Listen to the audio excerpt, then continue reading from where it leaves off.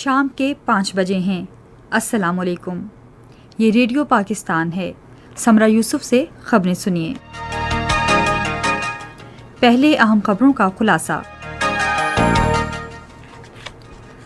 وزیراعظم نے کہا ہے کہ حکومت فصلوں کی پیداوار بڑھانے کے لیے نئے طریقے اختیار کرنے میں کاشتکاروں کی مدد کرے گی۔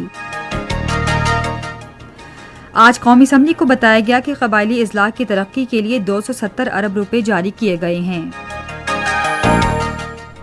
پاکستان نے اسلامی تعاون تنظیم کے ان حالیہ بیانات کا خیر مقدم کیا ہے جن میں بھارت میں اسلام کے خلاف بڑھتی ہوئی نفرت اور بھارت میں مسلمانوں کے خلاف منظم تشدد کے لیے احتساب کا مطالبہ کیا گیا ہے۔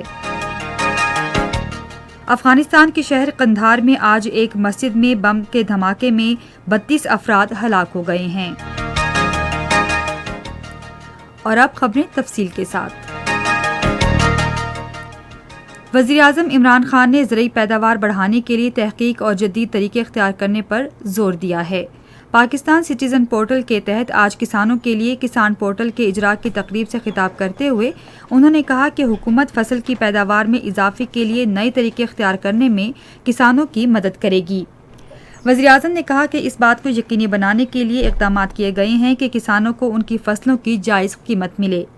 انہوں نے کہا کہ حکومت کے کسان کارڈ اقدام سے چھوٹے کسانوں کو براہ راست اعانت ملے گی۔ انہوں نے کہا کہ صحت کارڈ سے کسان اپنے خاندان کے بیمار افراد کے لیے علاج معالجے کی سہولت بھی حاصل کر سکیں گے۔ وزیراعظم نے کہا کہ ملک کی خوشحالی کسانوں کی خوشحالی سے وابستہ ہے۔ وزیر اطلاعات و نشریات فواد حسین چودھری نے ذرائع ابلاغ پر زور دیا ہے کہ وہ جھوٹی خبروں کے مسئلے سے نمٹنے کے لیے حل تجویز کریں۔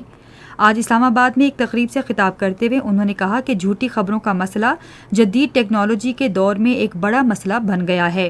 وزیر اطلاعات نے جدید ٹیکنالوجی کے اس دور میں صحافیوں کو تربیت دینے پر زور دیا تاکہ وہ معلومات فراہم کرتے وقت لفظوں کی اس جنگ سے نمٹنے کے قابل ہو سکیں۔ انہوں نے کہا کہ ذرائع ابلاغ کو جعلی خبروں کے مسئلے کا سامنا کرنے کے لیے اپنے طور پر بحث کا آغاز کرنا چاہیے۔ انہوں نے ذمہ داری کے ساتھ معلومات فراہم کرنے کی ضرورت پر زور دیا۔ چودھری حسین نے کہا کہ بھارت نے پاکستان کے خلاف جھوٹی خبریں پھیلانے کے لیے 785 ویب سائٹس بنائی ہیں۔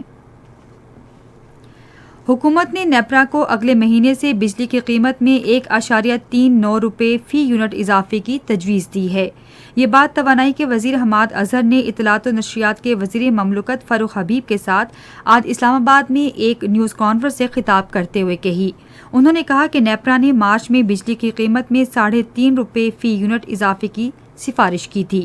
توانائی کے وزیر نے کہا کہ اس اضافے سے 200 یونٹ سے کم بجلی استعمال کرنے والے 40% مقامی صارفین متاثر نہیں ہوں گے۔ انہوں نے کہا کہ ٹیرف میں اضافے سے صنعتی پیکج پر بھی کوئی اثر نہیں پڑے گا۔ آج قومی اسمبلی کو بتایا گیا کہ قبائلی اضلاع کی ترقی کے لیے 270 ارب روپے جاری کیے گئے ہیں۔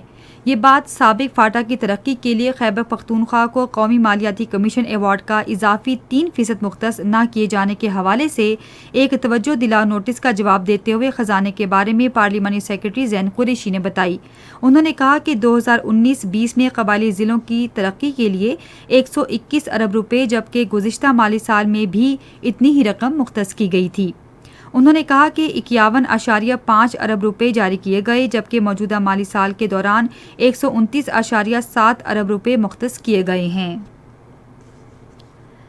پاکستان نے اسلامی تعاون تنظیم کے حالیہ بیان کا خیر مقدم کیا ہے جس میں اسلام کے خلاف بڑھتے ہوئے پروپیگنڈے اور بھارت میں مسلمانوں کو منظم انداز میں تشدد کا نشانہ بنانے کے خلاف احتساب کا مطالبہ کیا گیا ہے۔ آج اسلام آباد میں ہفتہ وار نیوز بریفنگ میں دفتر خارجہ کے ترجمان عاصم افتخار نے کہا کہ یہ بات حوصلہ افزا ہے کہ بھارت اور غیر قانونی زیر قبضہ جموں کشمیر میں انسانی حقوق کی صورتحال نے عالمی برادری کی توجہ حاصل کی ہے۔ عالمی کشمیر آگاہی فورم نے عالمی طاقتوں سے مطالبہ کیا ہے کہ وہ کشمیر پر بھارتی قبضہ ختم کرائیں جہاں بھارت کے شدید دباؤ کے باوجود حق خود ارادیت کا مطالبہ زور پکڑ رہا ہے۔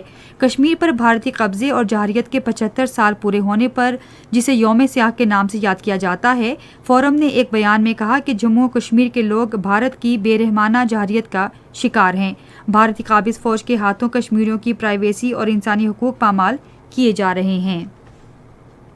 افغانستان میں آج قندھار شہر میں ایک مسجد میں دھماکے میں 32 افراد ہلاک اور 45 زخمی ہو گئے ہیں۔